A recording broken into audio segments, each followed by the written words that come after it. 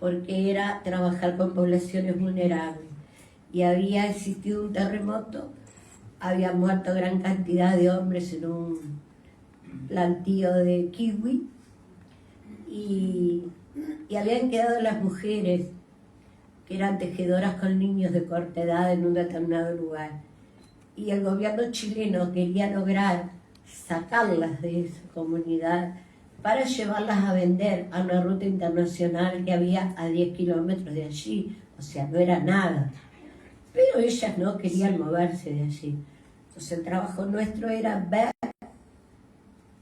cómo hacer para que esas personas aceptaran una vez a la semana ir a ese mercado a vender, que les iba a significar ingresos para poder salir de la miseria extrema en la cual estaban. Y ahí yo vi cómo ponían a los burros y a los caballos con eso. No piense que era tiento, como de pronto hay en algún... Había tiento, obvio, estoy diciendo bobadas, pero lo que yo veía era esas mujeres, cómo abatanaban. Y yo decía, pero ¿cómo hacen si lo que hacen en el muslo es circular? Y yo veía en los animales aquello que era parecía más bien un cinturón, con otra forma. Entonces. Y ahí me explicaron que lo que hacía era, después que hacían en el muslo eso, pero podían hacer los metros que ustedes quisieran en eso, y el espesor que ustedes quisieran. Los llevaban a un río, a un arroyo cercano, lo dejaban en remojo toda una noche. Al otro día, con 2 piedras o con una piedra y un palo, lo iban golpeando y lo iban achatando. Miren el gran misterio de cómo decía, cuando dice, no puede ser, ¿cómo que hacían cosas para los caballos? Sí, claro, hacían. Para ella, una tontería re fácil. Volvemos a los zapatos. O sea, yo lo que hice, por eso puse añejo, vigencia hoy. Acá requerí lo de los loberos de Cabo Polonio. Ustedes vieron que acá, obvio es que está deliberadamente, está cortado, porque ellos lo cortaban. Ellos hacían como una T en cuero, después esa T la doblaban así, formaban el zapato. Pero una de las cosas más increíbles que me decían los loberos era que ellos ponían al revés el zapato y caminaban por las dunas. Porque dice que caminar por esa arena tan finita les pulía los zapatos por dentro. Después se lo ponían, aunque se mojaran, como no tenían nada áspero y nada acumulado, al revés, se adherían más de las medias que tenían y no resbalaban. Para terminar el cuento de los loberos, resbalaban. Miren ustedes lo que les estoy diciendo. O sea, con qué simplemente observar uno de los grandes problemas de su trabajo lo solucionaban. Pero los loberos también usaban unos gorros y unas fajas. Acá lo que hay acá, todo tiene que ver con todo. No te preocupes, no te muevas que yo. Miren, las fajas eran algo así. No precisa, lo ven todos. Algo así de este ancho, que tenía como 3 metros o 3 metros y medio de largo, ¿verdad? Tenían flecos también. Gracias. ¿Qué hacían? Se lo enroscaban todo alrededor de la cintura, porque dice que les daba, ¿cómo era? Que le quedaban pasmados los riñones del frío del mar. Entonces, primero que nada se ponían eso, después se ponían toda la ropa. Como tenía fleco, ataban los flecos del comienzo de una de las puntas con los del final y les quedaba como una faja. Pero además lo que a mí más me impactaba, que siempre por ahí fue la curiosidad de la lana batanada, es que todos me decían que se les achicaba. ¿Tá? Entonces el tema del achique a mí no me cerraba muy bien.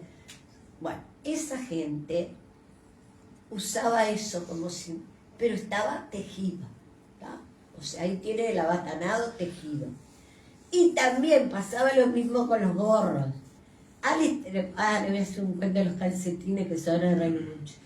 al extremo de que algunos tienen unos gorros enormes de grande, porque claro, las mujeres ya sabiendo si les achicaba, ya se los tejían enormes de grande, no le va a estar tejiendo un gorro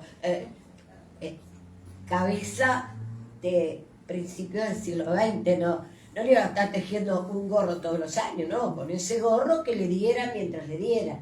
Entonces, ahí, de la transpiración de la cabeza, se abatanaba la lana, del lado de adentro.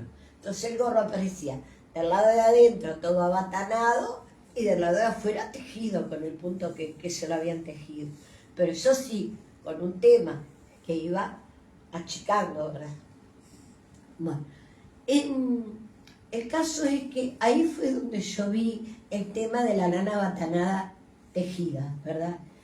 Y volviendo un poco a Europa y a esto de los batanes, es facilísimo ver cómo cada cultura hace algo de acuerdo a su manera.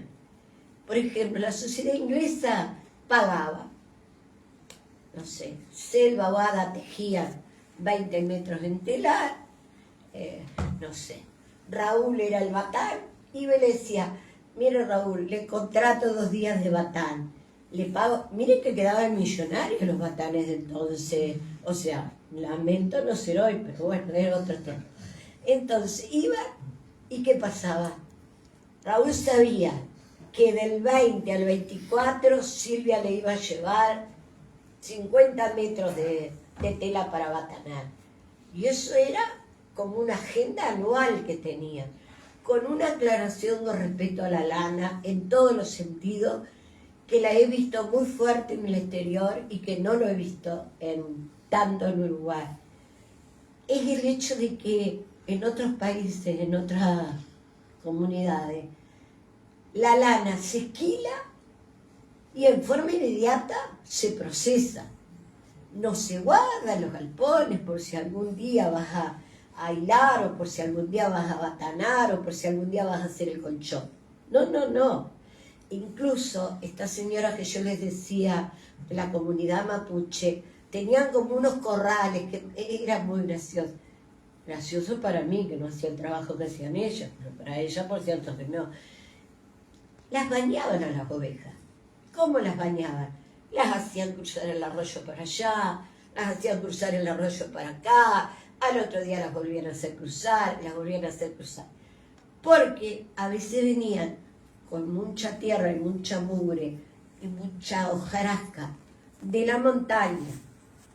Entonces las ponían ahí en ese potrero, las tenían varios días, como que las ovejas quedaban más limpias, las esquilaban.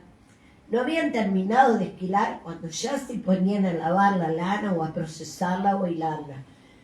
Y la oveja, no era que de pronto, a ver, se esquilaban 100 ovejas en un día. No, no. Yo voy hoy a traer una oveja, la esquilé, y hasta que no termine todo el proceso, yo no lo hago. Lo que sí vi, que se pone de acuerdo las vecinas. No saben el chumerío divino que es aquello. Porque es la manera de ponerse al día con todo lo que pasa en la zona. Se imaginarán que yo no entendí un pepino, se reían de mí, no les puedo decir todo. Yo aprendí más tejido con los niños que con los adultos.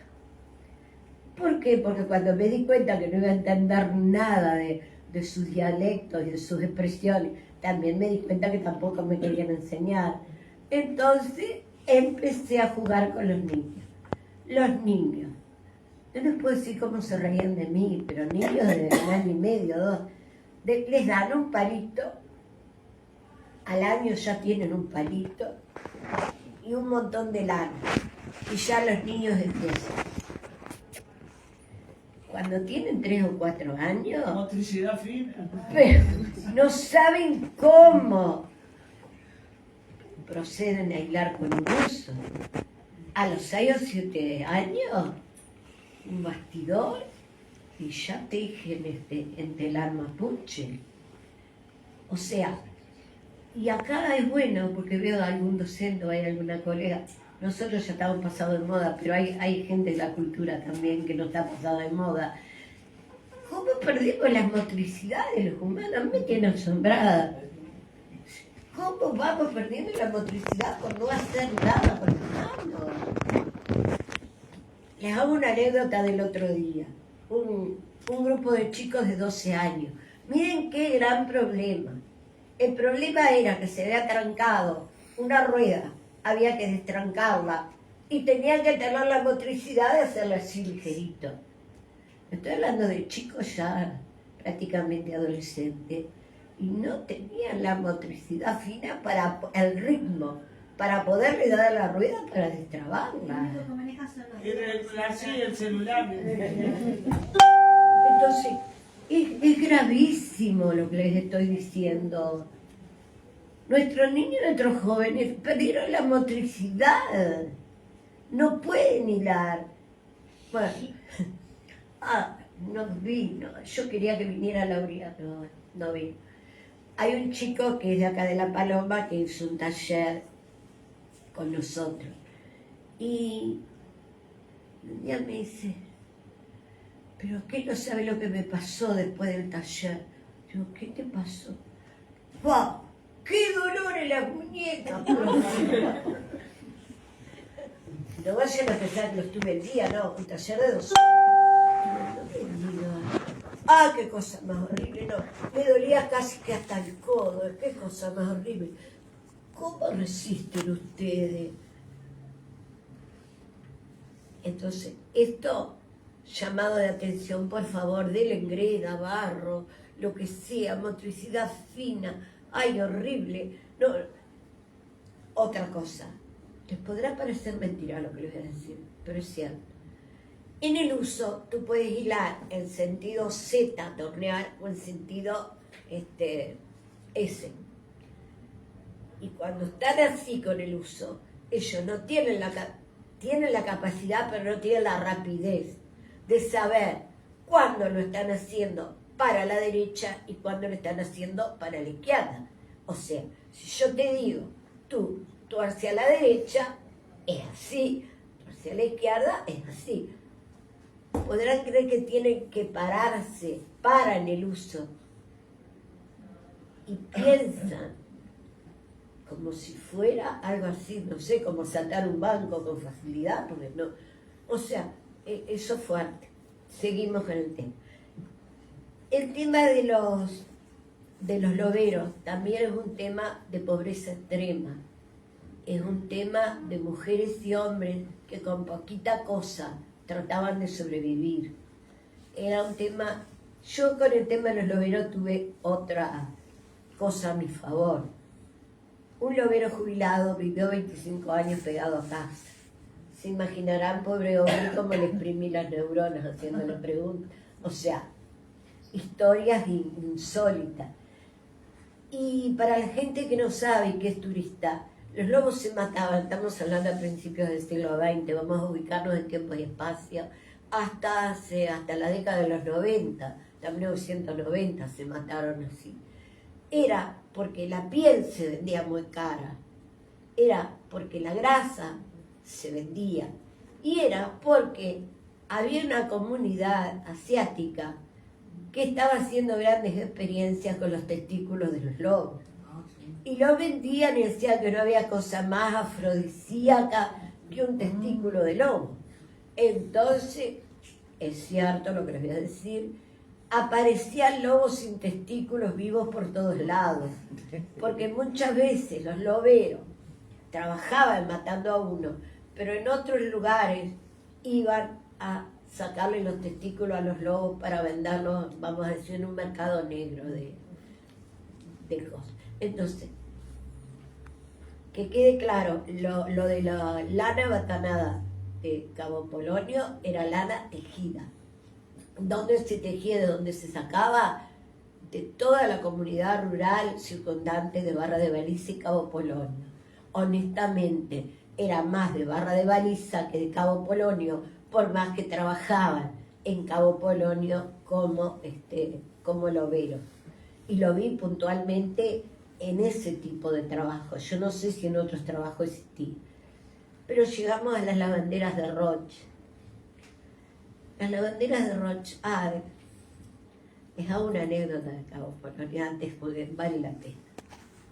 Claro, imagínate una comunidad masculina, una comunidad bastante analfabeta.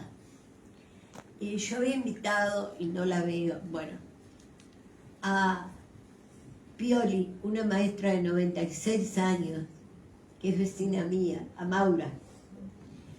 Porque Maura era maestra de la escuela de Cabo Polonio cuando yo hice una de mis investigaciones en Cabo Polonio.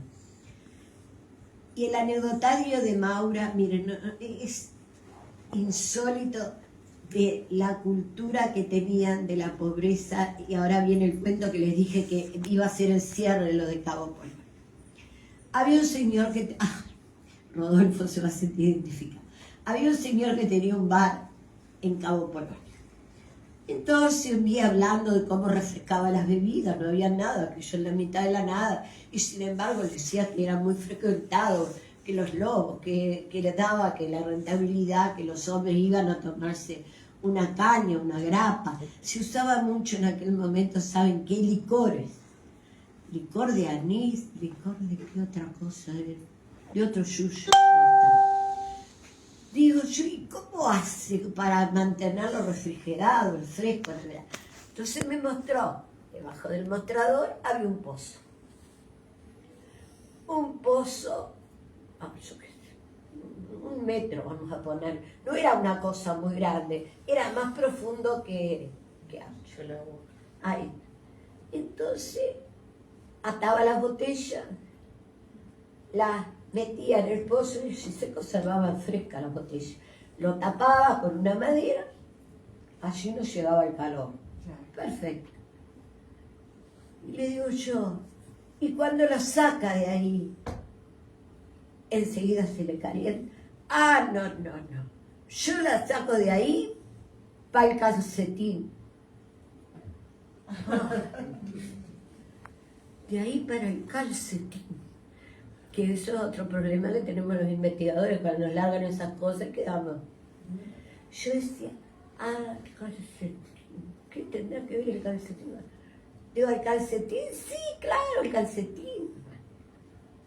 Me quedé con que las botellas pasaban para el calcetín. Nunca pude saber qué era, no, lo averigüé. En barra de baliza, mira si me ha venido baliza sin saber cómo era la caña para el calcetín. Había una señora, este cuento es del año 1992, que se llamaba Doña Ita. Lo digo por si hay alguien, algún familiar. Doña Ita era madre de una cantidad de oliveras de barra de baliza. Y entonces tiene un jardín divino, Doña Ita. Y conversando un día, le digo yo, porque tejía, que las ruecas, bueno, mostrándome lo que hacía, todo esto. Le digo yo, ¿y cómo son los calcetines que tejen para las botellas de caña? Me miró y se empezó a reír. Dice, no los tejemos, Silvia. ¿Y cómo? ¿Y eso qué? No, los calcetines, dice, son las enormes medias que le hacemos a los loberos que se van achicando. Cuando ya no les sirve a nadie y quedan del tamaño de una botella de grapa, en vez de calcetines, meten la botella de grapa adentro y son aislantes del calor. En honor a eso, yo hice... el que tiene la botella. Yo hice, simbólicamente. Mire, esto obvio es. El calcetín se iba achicando y a su vez el calcetín se iba rasgando arriba. Por eso es que acá está rasgando. Se iba rasgando mucho más. Hay un rosadito chiquito. Sí, precioso. Ya sé que tú me vas a cobrar en dólares, pero no pasa nada. No pasa nada. No, aquel otro chiquito. Ese. Este para los vasos, ¿no? No, este quedaba así el calcetín despeluzado. Entonces, ¿qué hacían? No le entra a nadie el calcetín a la botella. Lo sacaban, la colgaban, tenían clavos debajo del mostrador, siempre tratando que no les diera el sol, e iban colgando las botellas. Por eso le puse el cuero a esto simbólicamente, representando, acá está el calcetín de los loberos. La botella fresquita. Les puedo decir, este tema lo vi también en las lavanderas, van a ver con qué. Te voy a dar porque estoy desordenada. Esto tiene lana batanada, esto deliberadamente fue hecho así, que también puede quedar así, pero también puede quedar así del uso, ¿verdad? En el caso de los calcetines fue del uso. Llegamos al... Vengo bien con la bandera. Llegamos a las lavanderas de noche. Primera cosa, fueron trabajos en tiempos diferentes. Y reitero, no es que yo fui a Cabo Polón y me dijeron todos los datos y salí corriendo, no, o sea, son procesos, son cosas que tú vas averiguando, vas juntando. Yo tengo unas 40 agendas, yo voy anotando en las agendas algunas cosas, entonces después, acá está. De Rocha tengo una anécdota de las limosneras que está más o menos como el cuento de Cabo Polón. Yo siempre escuché que las lavanderas eran personas de una pobreza extrema y que eran personas que algunas tenían serios antecedentes en el tema de la esclavitud, pero otras no, eran simplemente el fruto de corrientes migratorias o criollas que habían nacido en Rocha.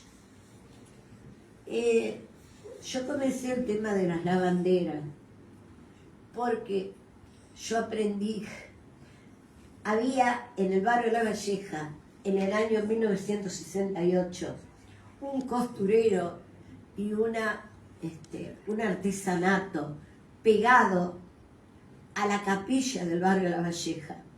Fui compañera de estudios con la mamá de Selva en ese artesanato. ¿Y qué me dice?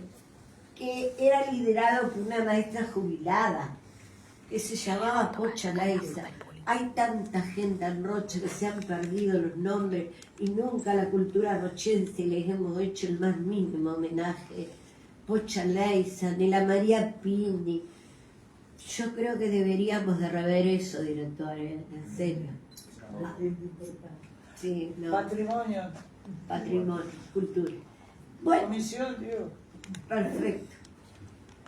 ¿Qué me dicen que ahí, a ese taller, iban algunas señoras muy mayores que habían sido lavanderas, pero también iban las hijas? Y ahí hablábamos de todo, como eso que podemos las mujeres, 30, hablar todos los temas y entender todos los temas. Entonces, ¿qué pasaba? Ahí entró mi curiosidad, la lana. Yo ahí con la mamá de Selva hacía unas combinaciones entre el arte de peine de un tipo especial de tela que a mí me gustaba hacer y que en la UTU no me habían enseñado. Y ahí entró mi interés por el tema de las lavanderas de Rocha, por lo que tejían y por lo que hacían. Y miren cómo era el cuento de las lavanderas. ¿Y por qué se terminó? Que no les dejé la historia inconclusa. ¿Por qué se terminó esa anécdota de Cabo Polonio? Porque se dejaron de matar lobos. O sea, ahí se terminó esa cultura. Pero que se mataron más lobos, desapareció paren que no sé si desapareció la botella dentro de calcetín, no sé, pero bueno, quizás sí, no sé. Esas mujeres, ¿qué hacían? Miren cómo era. Primera cosa, y acá hay una ambientación, y yo voy a pedir un aplauso muy grande. Yo sé que va a quedar colorada como el uso que tiene puesto para Ada. Todos estos carteles, todo esto que ustedes ven, son cosas reales que lavaba la lavandera en 1900. Que Ada tiene guardado como su colección, pero aclaro que no los tiene en su casa, así que no vayan a pedírselo porque no lo van a encontrar. No está en Rocha esa colección. Está como a 100 kilómetros de Rocha. Les cuento. Los manteles, ¿por qué los traje? Lo parecido. Porque, ¿qué pasa? Una cosa es decir que las lavanderas lavaban y otra cosa es ver y tocar lo que las lavanderas lavaban. Bueno, pobre Ada, creo que estuvo a planchar un mantel como medianoche anoche. ¿Qué pasa? Miren la rigidez, la dureza que tiene esa tela. Esta tela no está planchada con almidón. Esta tela era así, es una tela de por lo menos 1890. Y esto está bordado por mujeres de Rocha. Y qué blancura que tiene. Me sacaste la palabra de la boca. Bueno, les tengo que decir la verdad. Ahí hay una fórmula de Silvia Fuente, que no se la voy a decir, que se la paseada y le funcionó. ¡Pa! Perfecto. Ahí hubo una recuperación histórica de los manteles y de las... Entonces, eso era lo que lavaba. Y usted me dirán, ¿y por qué insiste en lo que lavaba? Ah, traje un vestido también, pero no lo saqué. Un vestido de 1910 que había traído también. Que la tela... ¿dónde está Marisol? Socórreme, Marisol. ¿Te animas a entrar para detrás del bastidor en vez de meterte en el calcetín, meterte en la valija? El vestido negro, a ver si logras sacar. Era tela dura también. Dura. Entonces, eran telas que costaba muchísimo lavarlas. ¿Qué hacían las señoras adineradas de la ciudad de Rocha? Acá estoy en la ciudad de Rocha. Pagaban lavandera para que 1, 2 o 3 veces a la semana pasaran por su casa, se llevaban la ropa sucia y traían ropa limpia. ¿No? Eso ya estaba establecido que lunes y martes van a tal lado. Ahí no estoy siendo cierta. Parece crocante. Ay, gracias, perdón. Esto, si quiero se los paso para que lo toquen, los quieren tocar, no hay problema. Me lo pasamos. Toca, Rodolfo. Ha tenido que empezar por allá. Paso por acá y seguimos así, ¿ok? Lo va pasando por No sé lo que es. Parece brocato. A ver, tú lo miras y parece que fue una tela sintética. No es una tela sintética. Pero yo no sé por qué eran tan duras las telas. No, pero el cáñamo no tiene esa textura. No sé. Bueno, también les voy a decir que cantidad de tela, los pantalones de hombre, pobres hombres, lo que eran las bombachas de campo, qué dureza que tenían. Yo no sé de qué las hacían. Eran para que duraran. Eran para que duraran, eso no hay. Y no había paspones la verdad. Bueno, entonces las mujeres, ¿cómo lavaban? Levantaban la ropa, eran mujeres que tenían 5, 6, 7, 8 hijos, marchaban. Era una actividad colectiva, se ponían de acuerdo. Por ejemplo, los lunes va Ada, Selva y Janet y lavan. Y después volvemos los jueves. Y los martes va Pepita, Anita y Marita. Al arroyo.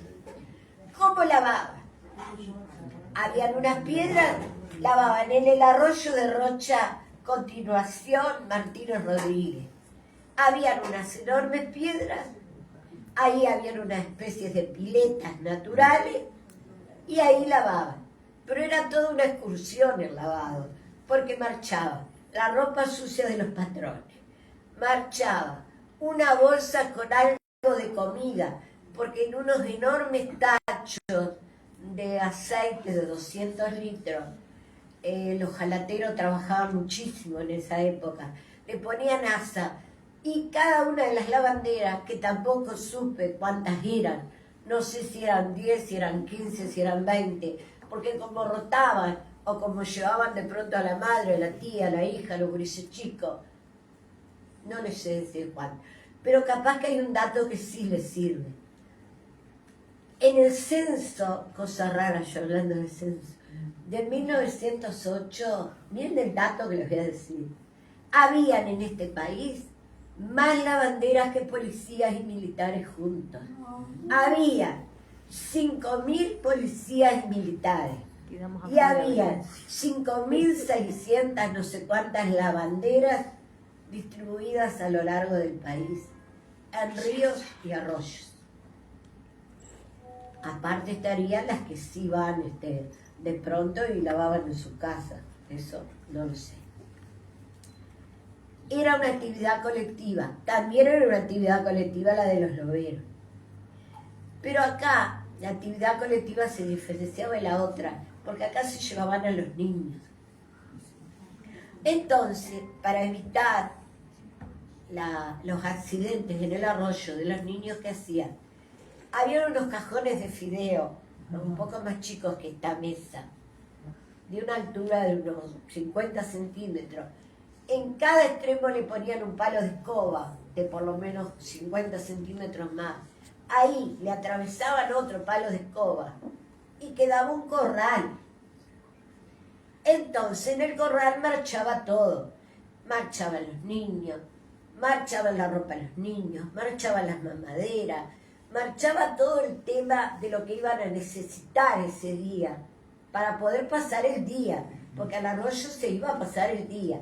Había que poner la ropa al jabón, al sol, había que regarla, después había que apalearla, y acá viene lo más interesante, porque es lo que hace que surja la lana bataná. La ropa se apaleaba, esto tan divino y precioso que ustedes ven, se lavaba a palo. Yo honestamente nunca tuve en mi mano una pala de las reales que usaban las lavanderas del arroyo de Rocha. Pero sí habían, ¿saben qué? Otros palos redondos que también ayudaban a lavar. Y ahí creo que dependía del tipo de ropa que lavaba. Pero nuestro tema no es la ropa, nuestro tema es la lana. Y ustedes saben que los colchones se hacían de lana. Y ustedes saben que el gran problema de los colchones, ¿cuál era? Que la lana quedaba dura. Y ahí estaba el tema de la lana batanada. Pero, como ellas lavaban lana en el arroyo, la ponían a secar en las ramas, de pronto llovía, no se secaba, estaba muchos días el sol, la lana empezaba a quedar dura. Y ellos le empezaban a dar uso. ¿Para qué usaban esa lana dura? Como corchos, como tapones. Las mamaderas de los niños eran de vidrio, de frascos de vidrio que venían importados. El chupete no eran los chupetes que conocemos ahora, eran como si fuera el dedo de un guante al cual le abrían un hueco y por ahí el niño chupaba. Entonces se amoldaba a cualquier tamaño de... Eran de caucho. De botella. Ah, bueno, ahí me mataste. Ahí me mataste, no te sé decir. Eran de caucho. Bueno, de caucho. Gracias por el dato. Entonces, ¿qué pasaba con eso? Pasaba que los niños pasaban el día allí y las madres le ponían lana lavada envuelta en las bolsas de azúcar y harina, porque la harina se compraba por bolsa y las bolsas de azúcar y harina en la pobreza extrema de Rocha se usaban para las enaguas, para los calzoncillos. Ay, ¿dónde perdí? Tengo calzón para mostrarles si ustedes no se enojan. Yo hubiese pedido que tú... Sí, lo tengo acá, ¿verdad? Entonces, había una manera de que la lana se abatanaba. Y no se abatanaba porque estuviera tejida. ¿Saben por qué se abatanaba? porque el niño la pisaba tantas veces, envuelta en eso, que terminaba siendo como un almohadón, cuando en verdad era una bolsa de azúcar, una bolsa de harina lavada prolijamente, rellena de lana prolijamente. Reitero, como a todo tenía que tener una utilidad, a esa lana batanada las mujeres le daban determinadas utilidades.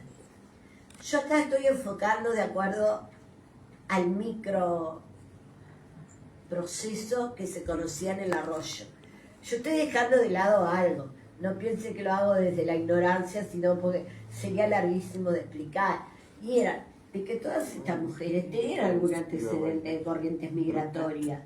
Y estas mujeres venían o habían pasado por Europa. Y estas mujeres conocían el tema, aunque fuera por referencias familiares, del abatanado. O sea, ¿qué les quiero decir? Que estas mujeres sabían que si golpeaba y golpeaba y golpeaba la lana se achicaba, pero se endurecía y con eso podías hacer cosas. Todos se preguntan cómo se hace la lana batanada. ¿Hay que ir a los talleres? Puede ser, ¿eh? No hay ningún problema. Ya les dije que estuve a punto de traer... Perdón la interrupción. Esto te mandan para el calcetín.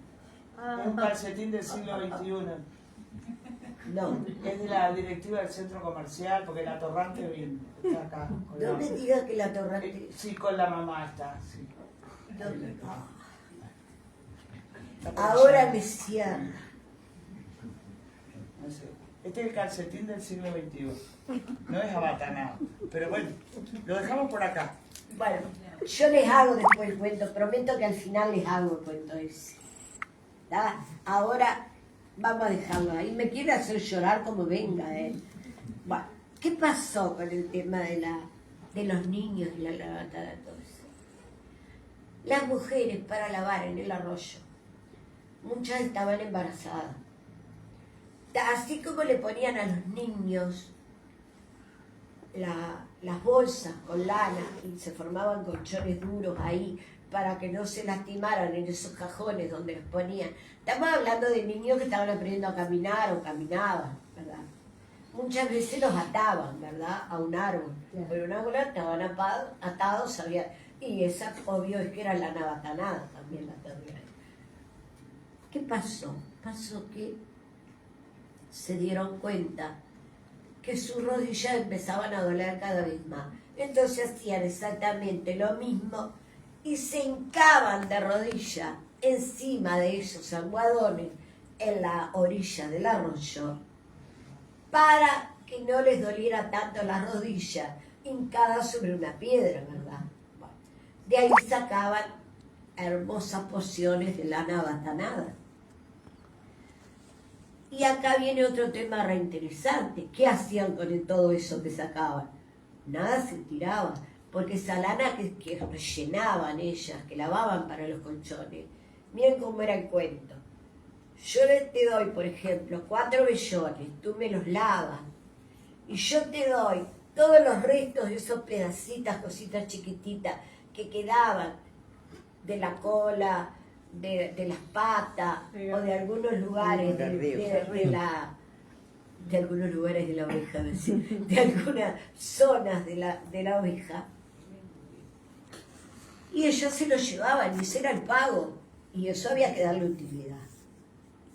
Y ahí las mujeres empezaron a hacer cosas con la lana batanada. Los marlos de los maíces los envolvían en lana y lo ponían de tapones de las damas juanas, donde hacían las pastas de tomate. Porque como agarraba presión, pero la lana, como todavía no estaba batanada, permitía que saliera de a poquito y que no explotaran las damas juanas.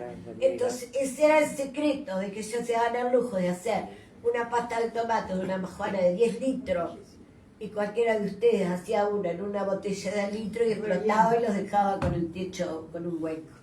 ¿Está? Por ejemplo eso. Pero también hacían determinados tipos de cuencos pero de lo más fácil hacer los cuencos. Simplemente juntaban, ponían una botella adentro, la golpeaban, la amasaban, le daban forma a la botella, lo secaban bien secado el sol, y ahí guardaban cosas de la cocina. Las cosas de la cocina podían ser desde sal, podían ser arroz, pero básicamente hacían semillas, ¿verdad? Las semillas de un año para otro se colgaban en la cumbrera en esos cacharros que había. El primer taller que yo di, usted no sabe lo que me costó, todo lo que probé, bueno, de lana batanada, porque una cosa es hacerle estos cuentos, pero otra cosa es ir y hacer la lana batanada y no hacer el papelón de que después no te salió nada. ¿Qué pasó? Pasó que el primer taller que yo di, lo di de botones. Lo di hace 1 año y medio más o menos, un taller de botón. ¿A dónde está la asistente técnica? Paso. Te va a convenir quedarte ahí. Depende de dónde me llamen. Los cilindros, por favor. Ah, sí. Este no. Sí. Ahí hay una cantidad de botones. El primer taller fue bien a creer. Convocamos a quienes quisieran hacer un taller de lana batanada. Ya ahí las maté porque no tenían ni idea de lo que era. Y lo primero que hicimos fue esto. ¿Qué son estos? Son los botones que usaban las mujeres. ¿Saben? Que algunas enroscaban la lana así, alrededor de un palo. Lo dejaban secar, después lo cortaban. Y el tronco quedaba en el centro. Y todo alrededor la lana.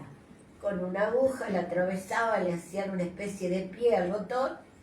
Fue lo primero que yo vi. No saben lo divino que eran los botones, ¿verdad? Bueno, entonces hicimos botones de lana batanada. Fue la sensación en Rocha. Nadie podía creer que sin hacer nada, usando jabón nada más y agua, se pudiera abatanar. Y ahí saltó todo el tema del jabón para abatanar. Porque las mujeres del arroyo, seguimos enganchados del arroyo, el jabón que usaban era el jabón que se hacían en las casas. Y jabón se hacía en la casa 1 o 2 veces al año. ¿Y cómo se hacía el jabón? El jabón se hacía en un enorme recipiente, reitero, había muchos ojalateros, metían grasa, soda, agua, ¿qué más? Espero no haber olvidado la forma. Al fuego, revolvían y revolvían y revolvían y revolvían por lo menos 1 o 2 horas. Sacaban como la espuma que se iba generando de eso que iba solidificando. Abajo quedaba el agua. Lo ponían en unos cajones. Lo dejaban secar 1 semana. Y después con un alambre amorosamente divino, porque hay gente que aún hoy lo hace, con un alambre hacían así, así, así. Con el alambre cortaban. No era un cuchillo o un aciago, no, con el alambre cortaban. ¿Qué tema el del jabón?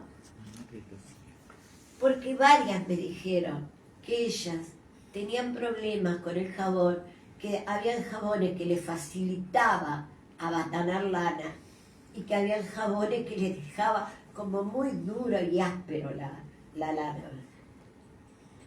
La lana abatanada, por más jabón que le pongan, y por más agua y por más buen jabón, la esencia de la lana abatanada para lo que quieran hacer es el palo, es a golpe.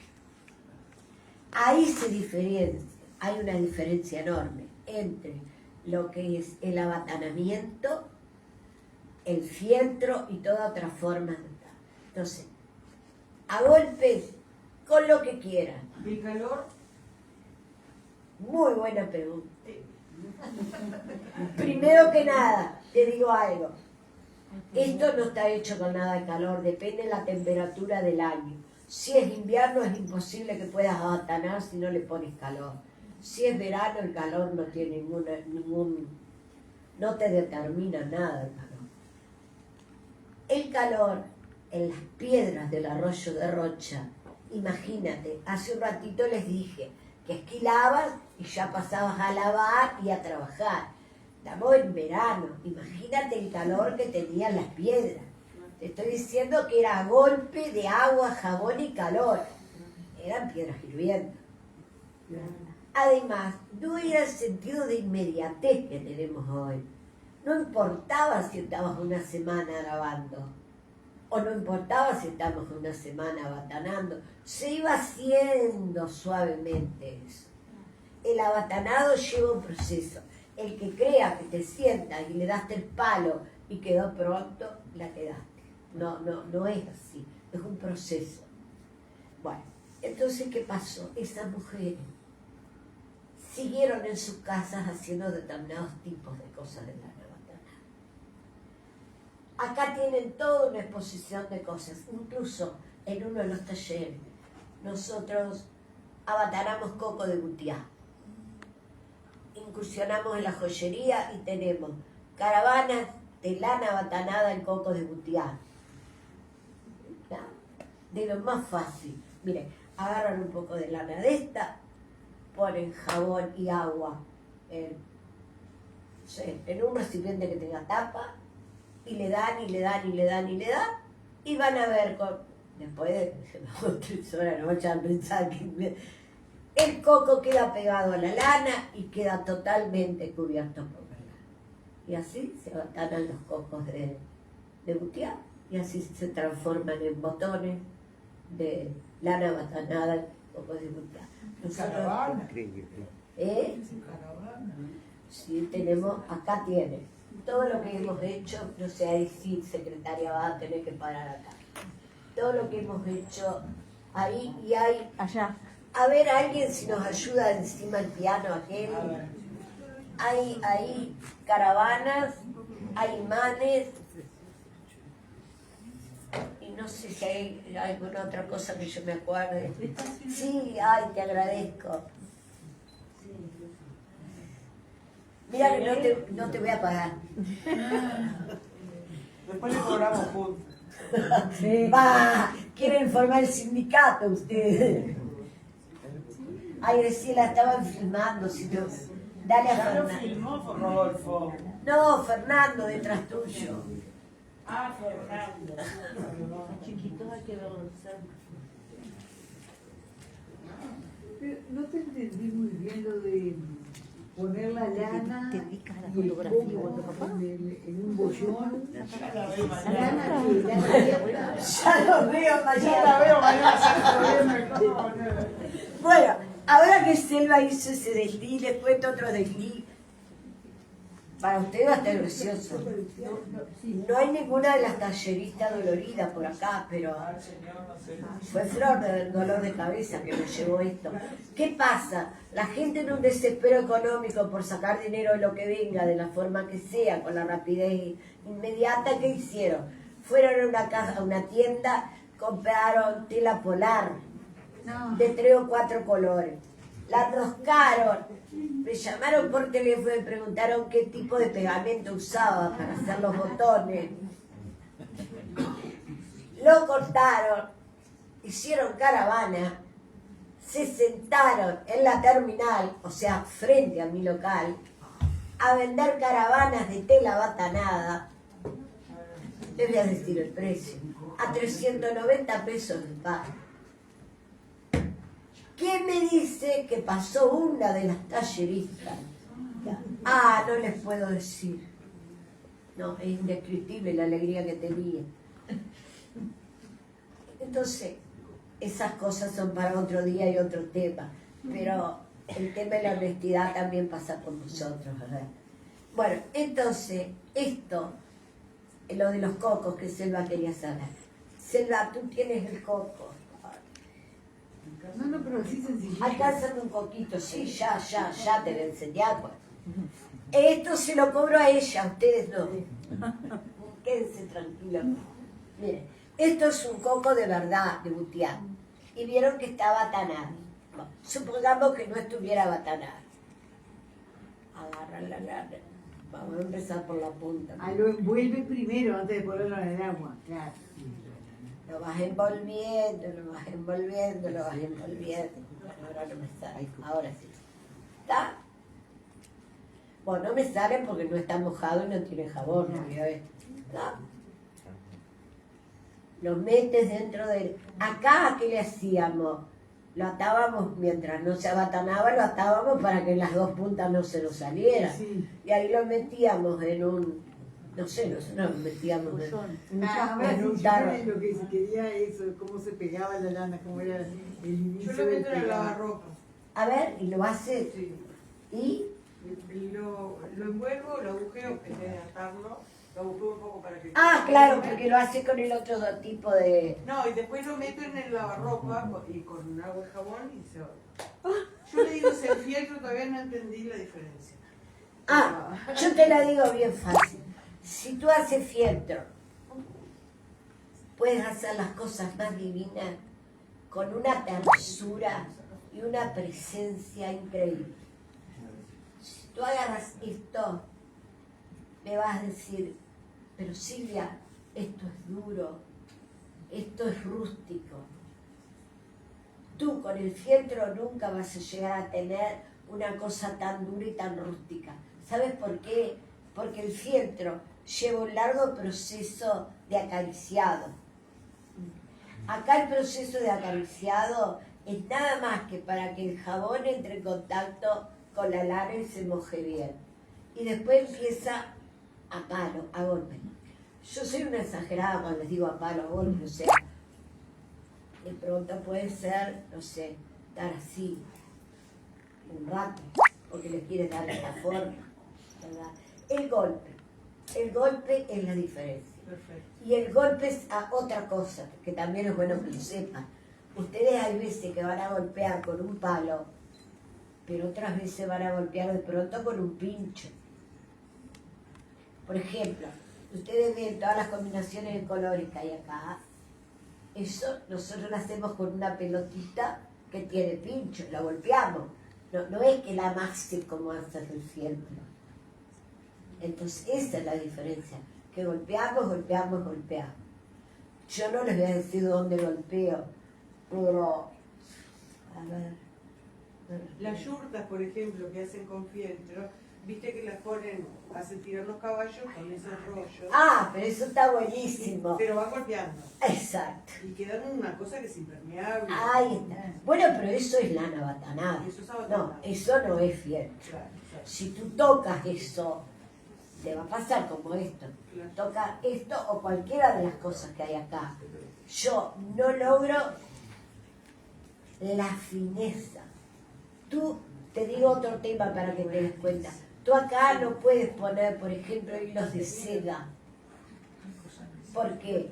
Porque como golpeas, el hilo de seda te puede abatanar para un lado, te puede abatanar para el otro. Por ejemplo, cuando hicimos esto, ¿saben qué son estos cositos que hay acá? Son restos de lana bien cortados, bien finitos, que los pegamos. ¿Pero cómo los pegamos? Teníamos todo esto enjabonado, los pusimos ahí, dale palo. Y sí. Y ahí Cuando queda. va para lo bien. Sí, este palo va para lo bien. Ahí está, pero a palo. Exacto. Y el jabón Yo es... digo cosas con agujas, eso Sí. con el palo hace el mismo. Ahí está. Una cosa que sí les quiero decir a raíz de ella, del jabón, que también es importantísimo. Lamento que no esté Arrarte acá, porque él me echó una mano tremenda y ahora Arrarte no vino. Ah, le voy a poner falta sin aviso. ¿Saben que una señora que vive por Martínez Rodríguez me dijo un día, a mí me queda muy dura, usted sabe, la lana batanada? Pero dice, usted sabe que mi abuela le ponía aceitunas al jabón y santo remedio. No sabe qué suavecito y qué divina le quedaba la lana batanada. Digo, ¿qué le ponía qué aceituna? ¿Y de dónde sacaba aceituna? Me la pregunto. Ah, del campo de los Arrarte. ¿A quién recurrí? A los Arrarte. A fines del siglo XIX se trajo en barco miles de plantines de olivos. Se plantaron en Rocha, en la zona de 7 cerros. Ah, sí. Ahí se crió el monte de olivos de los Arrantes. Sé la historia de hoy, pero no se los voy a contar. Entonces, ¿qué pasó? Venían las carretas que demoraban 2 días en bajar los cerros, más 3 días de llegar acá a La Paloma. Traían tasajo para el puerto, para embarcar en los barcos. Y los vecinos de pierna le traían a las vecinas algunas bolsas de Aceituna. aceituna. Pero bolsas de aceituna que estaban, perdónenme la expresión, podridas, tiradas en el suelo, que ya no servían para nada. Cuando el tasajo dejó de exportarse porque apareció el barco frigorífico, las carretas igual seguían yendo y traían carbón. Y dentro del carbón también traían las bolsas de aceituna. Y miren cómo era el jabón de aceituna. Ahora mañana todo el mundo... Podríamos hacer una jornada, esto lo digo en serio, no lo digo en chiste. Podríamos hacer una jornada para hacer jabón de aceituna como se hacía en el siglo XIX en Rocha. No cuesta nada. Total, las aceitunas las vamos a conseguir ahí. ¿Qué hacían? Hervían esas aceitunas como vinieran, las hervían, las ponían en un recipiente al agua que largaban esas aceitunas. Y allá, no me descansa, Griselda, lo verde y blanco. A ver si adivinan qué es eso. A ver si adivinan qué es esto. El gorro.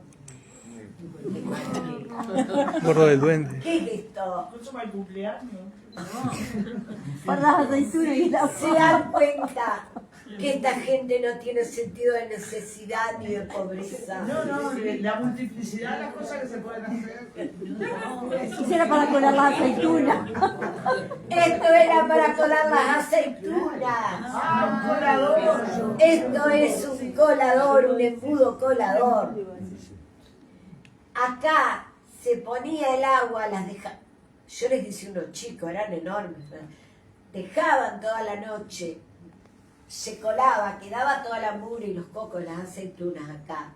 Y quedaba el agua, que el agua era un aceite más que nada.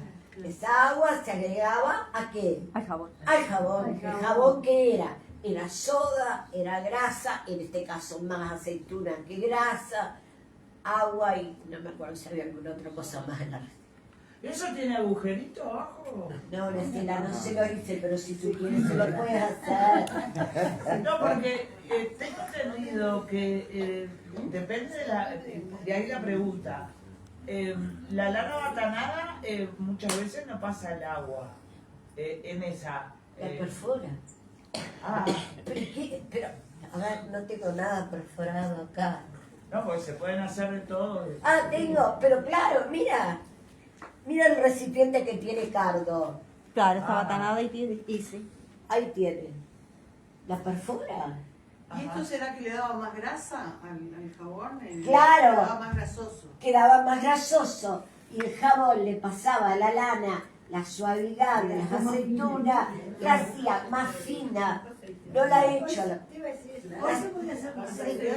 Pero, Un chorrito bueno, de aceite de oliva. no sean malas, Muriel. Plata tenía para comprar litros de aceite de oliva. Cultura de la pobreza. Salimos a juntar olivas primero. Pero miren lo que hacían, que hay una parte que no les conté de las olivas. Escuchen esto. La cultura de la pobreza que de hoy venimos trabajando. ¿Qué hacían? Todos los gurises chicos en el arroyo, cada uno una piedra y un montón de cocos de aceituna que los ponía a secar el sol. Cuando estaban secos y calientes, los gurises partían el coco. Y las almendras, voy a decir algo y no se ofenda a nadie, yo nunca he visto una almendra de una aceituna, nunca. Yo sí comía en mi casa. Ay. La partiza y tiene un cosito adentro que es exquisito, es como una Otra más que- aceituna. ¿Quién pero- me regala un coco de aceituna? Yo No. agarraba un boliche y me aburría, entonces hacía con una cuchilla cortaba eso. Pero es Ah, cierto yo sabía que se comía. es cierto que Pero es como una se cosita parte verde, con entre dos con una piedras. cuchilla. Pero lo que Pero nosotros- con una cuchilla lo partís. Pero es una aceituna natural, no una procesada. Esas que te venden, no. Sí, eso. Esas que te venden, le asparto. Sí, cualquiera en realidad. Nosotros lo hacíamos con las aceitunas. También las puedes robar, Graciela, no pasa nada. Ahora lo digo acá, córtenlo con una, le pegas con una cuchilla y le pegas así, se parte y con una jardinete sacalo de adentro y es exquisito. No compro más aceituna descarozada. Ahora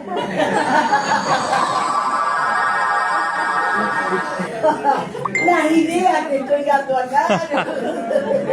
¿Para probar? El tema es que después le queman y dice por todos lados. Sí, porque Silvia dijo. Ella. Y yo digo que no mentí, que es así nomás. ¿Cómo te llamas? Porque por la duda. Claudia. Yo no estoy mintiendo, que es verdad. Bueno, ahí está, ¿vieron los aportes? Bueno, entonces, la lana batanada de Rocha, cantidad de prendas, eran mucho más suave que la lana batanada de Cabo Polonio.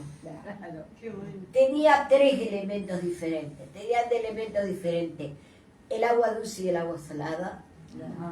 Tenía elementos diferentes, que en Rocha no se pulían, no se lijaba, y en Cabo Polonio sí, lo lijaban por las aceitunas. Y el tema de cómo se fabricaba el jabón, en un caso y en otro. Claro, porque hay una cosa que yo no les dije, que más allá de que se abatanaba por el agua y por el peso de los loberos, ellos cada vez que llegaban todos los días tenían que lavar con mucho jabón esos calcetines y esos zapatos por el olor que quedaba, pero básicamente para sacarles la mugre que no les generara que quedaran resbaladizos. Entonces yo les estaba agregando jabón todos los días. Soy una exagerada. Y Capaz gracias que a los no- lobos también, me imagino. Exactamente, sí. Bueno, entonces la diferencia está ahí.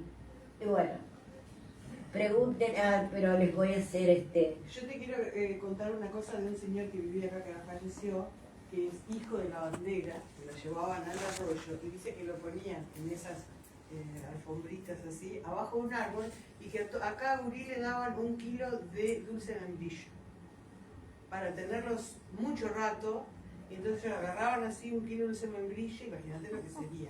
O sea que aquella lana batanada también tenía dulce de membrillo. Yo voy a pedir un permiso. Robert, ¿yo puedo contar algo?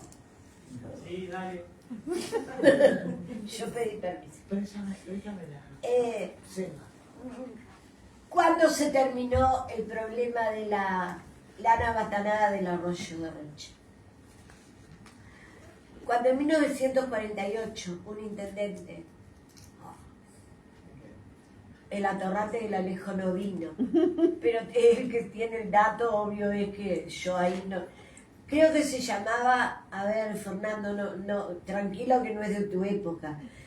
Creo que se llamaba Blanco Pereira, puede ser, de 1948, el intendente de Rocha. ¿Será que ya tiene la tribuna del estadio? No, no sé, porque el estadio lo hizo Sobrino, que fue el intendente que siguió a él. Atiendan esto que está re interesante.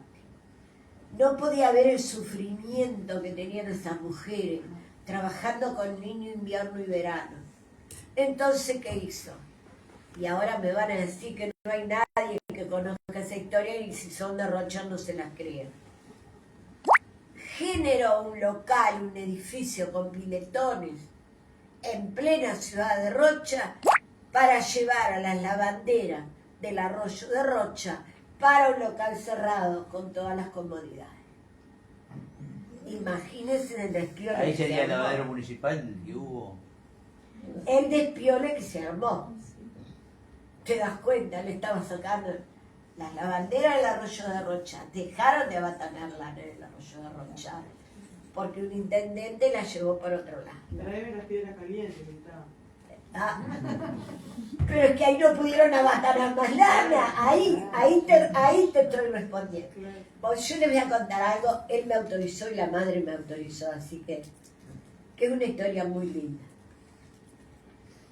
Acá está presente Robert. A mí no me importa el cargo que tenga, porque para mí sigue siendo el gurí del liceo y el que estudiaba turismo en cuánto curso había, así que bueno, por ahí no pasa. La mamá de Robert, cuando era chiquita, era una de esos niños que llevaban en el cajón de fideo al arroyo de Roche, pero la llevaron poco tiempo, porque como estaban haciendo el lavadero en el expendio municipal, pasó al expendio municipal y ahí cuenta con mucha gracia que la llevaban en una carretilla de madera con ruedas de hierro, acostada, chiquita, entre la ropa que había que lavar o entre la ropa que había que lavado. Ella marchaba allí para allá y para allá. Y que cuando iba a setear, le tendían una cámara, algunos de los piletores que habían libre, y allí dormía. Pero lo más espectacular que contó, que me parece increíble, de cómo las abuelas siempre se las ingenian para ocupar a los nietos. Y lamento profundamente que no haya venido otro atorrante que no vino, que es el Pochocho, porque a mí no me importa que él se enoje. El Pochocho es experto en hilado de lana. No piense que estoy haciendo una joda, es real lo que les digo. Deben de haber pocos hombres de Rocha que hilen tan bien lana en rueca como el Pochocho. No sé si se ubican quién es el Pochocho. El Pochocho es un traumatólogo. Les cuento lo del Pochocho y después vuelvo para atrás. El Pochocho, cuando era chico, tenía 6, 7 años, la mamá era maestra y trabajaba en algunas escuelas en tiempo de verano. Entonces, el Pochocho quedaba con la abuela en Costa Sur. Pero claro, súper inquieto, no había manera de tenerlo quieto a la hora de la siesta. El Pochocho era la tortura del barrio a la hora de la siesta. Entonces la abuela, ¿qué hacía? Lo sentaba en la rueca y le pagaba por metro hilado para que el Pochocho comprara bolitas. Entonces, yo no sé cuántas bolitas habrá comprado, pero que no embromó en el barrio y que la abuela se liberó de él porque le encantó. Y se transformó con 7, 8, 10 años en un experto hilandero. Le pueden decir nomás que yo lo dije. Mañana lo digo en la radio. Yo era...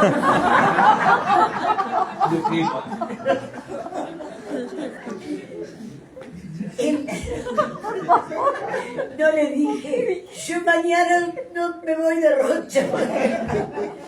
Bueno, Estás destapando el tarro, no vas a tener problema. sí. Y aparean mañana. Déjenme terminar con el cuento de la mamá de Ron. Pero otra abuela, porque estoy uniendo cuentos de abuela, por eso conté el cuento del Pochocho. Pero una cosa, tú decías el tema de la motricidad fina. El hilado para la motricidad fina y el niño divino para ser cirujano. Pero, sí sabe. El Pochocho me ha prometido 40 veces que va a ir a mi local una tarde a hilar toda la tarde. Y yo le he prometido que voy a cobrar entrada y que me voy a hacer la plata del mundo. Pero no llega nunca ese día. Pero bueno, esperemos que... Yo era compañera de clase en Urtu con la abuela del Pochocho. Adorable mujer. Termino con el cuento de la familia. Me cuenta la mamá de Robert. La abuela, que era colchonera, preparaba la cinta y todas las cosas, pero eso es otro cuento de la lana batanada de los colchones que no se los voy a hacer. ¿Y qué me dice? Que tenía una cantidad de nietos que quedaban bajo su custodia porque las hijas lavaban y no iban a llevar a todos los niños a donde estaba lavando. ¿Qué hacía? Ponía a abrir lana. Los ponía a abrir lana. ¿Y con qué? Los sentaba en círculo a los nietos. ¿Y qué les daba para abrir la lana que se había batanado lavándola para hacer colchones? A ver, ¿qué les daría una abuela con cosas de la casa? ¿Verdad? Tenedor. Un tenedor. Tenedor. Entonces, todos los gurises sentados en ronda con un tenedor, meta Abriendo Abriéndolo. Había novio en aquella época una máquina.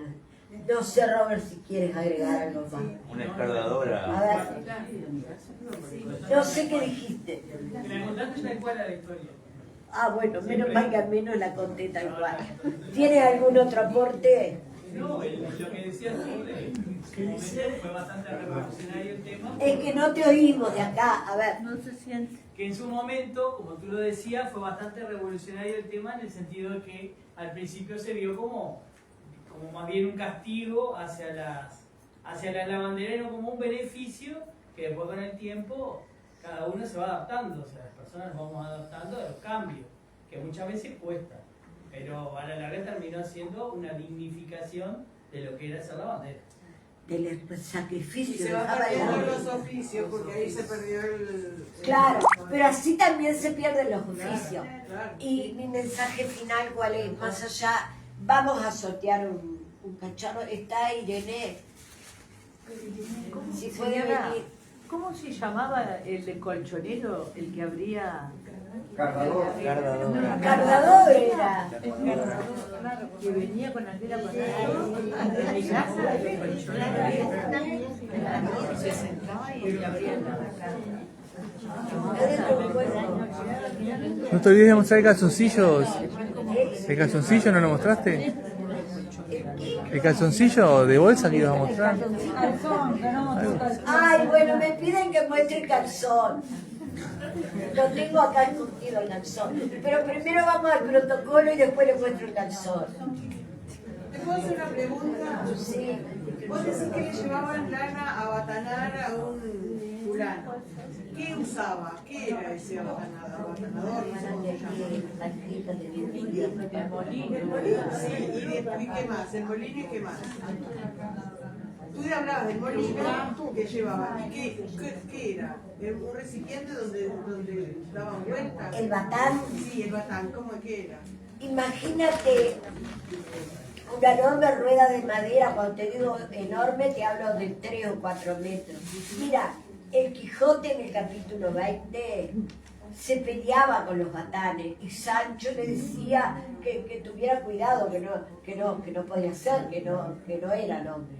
Entonces, eran unas enormes circulares que estaban todos hechos de madera, que tocaban el río o el arroyo, y que ahí se colgaban los paños, que giraban y lo mojaban y lo sacaban, lo mojaban y lo sacaban. Ojo, ahí no se usaba jabón. Primer cosa que tira al suelo, el que dice que para batanar hay que poner jabón. Yo les di varios ejemplos que no se ponían. Irene, te quiero dejar un recuerdo para lo que, perdona que no me pare, para el Centro Cultural de La Paloma, ahí está, para el Acervo Cultural de La Paloma. Bueno, fue un gusto tenerte acá entre nosotros, Silvia, además con esta temática tan interesante, tan linda y tan nuestra. Bueno, fue un gusto haberte recibido y tenerte acá. Muchas gracias y bueno, quedará para el acervo del Centro Cultural de La Paloma. Muéstraselo porque si no, Bueno, muy bien. Vamos a mostrarlo. a ver. ¡Oh! ¡Qué bueno! Ahí tienen un buen batanado hecho acá. Bueno, los calzones, por favor. Ay, bueno, No, yo miraba, sí. No es por nada, no te acerques a mí porque estoy conociendo nada. Retírate porque después mañana van a decir que tú te corrompiste conmigo. Muy bien, muchas gracias.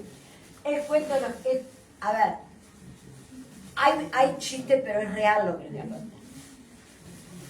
Yo no miento. Este calzón me lo prestó Berta. Ay, Berta. Berta es vecina mía. La madre de Berta vivía pegado a casa. Pero además, Berta fue alumna mía. Esto es un calzón de Berta. Ay, me muero. ¿Qué tiene que ver esto con el del calzón con la lana batana? Para que le mostré el calzón. Nadie puede creer el calzón. ¿Esto es una bolsa o un calzón? Berta. ¿Vieron el tamaño? Bueno.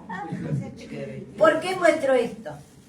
Porque cuando se abatana prendas de vestir, las prendas de vestir tienen que tener por lo menos el doble del tamaño de los detalles de la persona.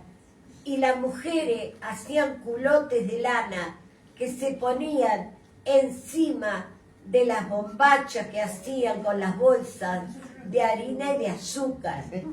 Y tenían que hacer, para tener un calzón que le fue, un calzón de este tamaño. ¿Cuál era el problema que tenían? Que en las piedras del arroyo no tenían tanto espacio para hacerlo. Entonces ahí lo llevaban a las casas y lo hacían en unas barricas de madera o en unos latones de latón, con unas tablas de lavar que eran todas como con canaleta. Y ahí, meta palo, los calzones se generaban. No es mentira, los calzones tenían que ser de este tamaño. Y agradezco a Berta que le saqué el calzón. Gracias, han sido más que amables. Espero haberles de alguna manera aportado algo, pero no me puedo ir sin agradecer el tema de la botella. Yo quiero que pase el tema de la Calcetín botella. del centro comercial. ¿Dónde está el tema de la botella? No está. Allá en el fondo está el hombre. ¿Y qué, ahora es tímido? Parece que sí. Ah, mira. Anoche, tarde en la noche, yo recibí una pregunta. Fernando. Ven. ¿Qué tal? Buenas noches. Es el presidente del Centro Comercial Industrial de Rocha. Yo pido un aplauso para Fernando No. y para toda la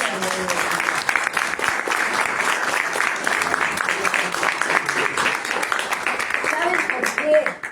Porque si nosotros hacemos talleres de lana y talleres de lo que se nos cante, es porque el Centro Comercial de Rocha hizo esa evacuación de nosotros que no teníamos dónde trabajar ni cómo trabajar. Y hay que estar regalándonos todos los meses, mes a mes, absolutamente todo. Ya les dije, nos dan la llave, nos dan agua, luz, limpiadora, todo, todo, todo, para que un conjunto de mujeres mes a mes puedan hacer eso. No lo hacen todas las instituciones privadas, lo hacen algunas. Así que, Fernando... No. A ver. No, yo creo que no tiene que agradecer nada, al contrario, los agradecidos son la directiva del centro comercial y las chicas que van a todas estar chicas, contigo. gracias. Bueno, sí, pero digo, lo que Silvia está haciendo lo hace con cariño, lo hace con amor, y yo en representación del centro comercial ayer le hice una llamadita a ver qué le gustaba tomar, y ahí tiene un obsequio para poner en su... Lo agradezco, lo voy a dejar como recuerdo para que quede abatanado. Bien, pero siempre la directiva tiene ese concepto. No, sí. Tiene el concepto de que ella defiende mucho el patrimonio de Rocha, ¿tá? Y si Dios quiere vamos a hacer algo, vamos a seguir haciendo algo más juntos, ¿tá? Así Esperemos que sí. nada para agradecer, al contrario, nosotros... Y yo lo voy a difundir. Bien, así está. Gracias a ti. Bueno, ha sido un placer.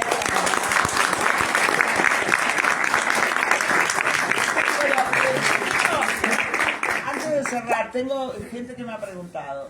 Por ejemplo, toda esta exposición, esto se permanece. No. Si hay alguien que quiere algo, comprarte algo, ¿puede?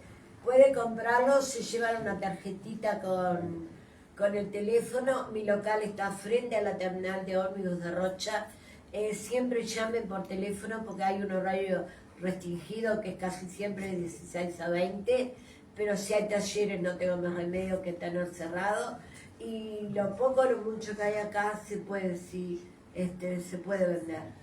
Forma parte del... Y en la tarjetita está tu teléfono por si alguien quiere hacer el taller. Todos tienen la tarjetita de recuerdo.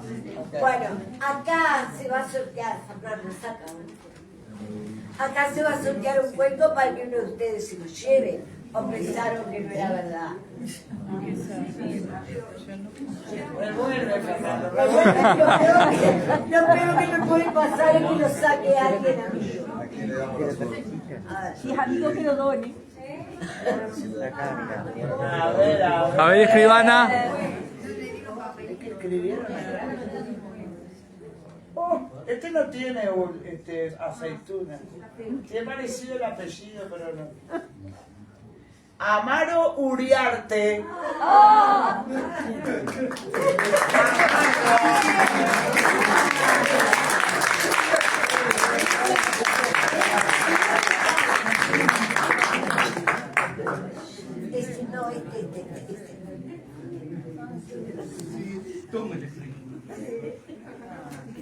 Este cuenco de Amaro lo entrego a todos ustedes en la mano de él. Gracias por acompañarme.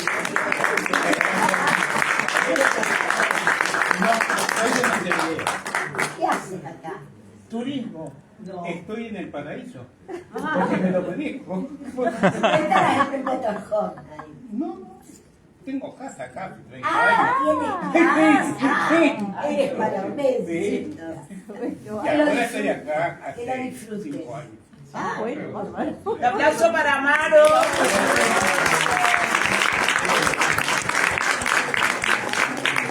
Si alguien tiene alguna duda, Las disculpas porque no vayan a confundir la charla profesional que ha dado Silvia Fuentes con la violencia de género. Porque hemos dado tanto palo esta noche que yo no sé, después que mañana no se confunda esto. palo y palo, por favor. Porque Silvia decía, hay que darle palo y palo, no se podía parar. Así que bueno.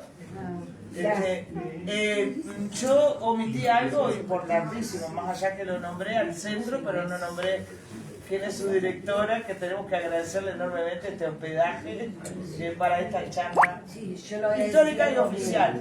Yo hablé del director de cultura, hablé del director de turismo, no sé, actualidades que había, pero no nombré a la anfitriona, así que un aplauso para la directora del centro.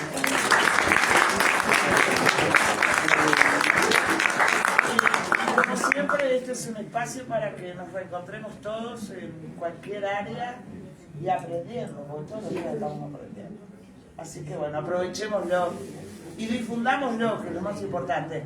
El que se perdió algo, Rodolfo Venencio lo tiene en el Facebook, puede transmitírselo a todo el mundo. Transmitió Pero claro, total. Quien quiera sacarse foto con la conferencista también Yo cobro. Y mañana en el informativo el resumen, ¿verdad? Mañana el informativo el resumen.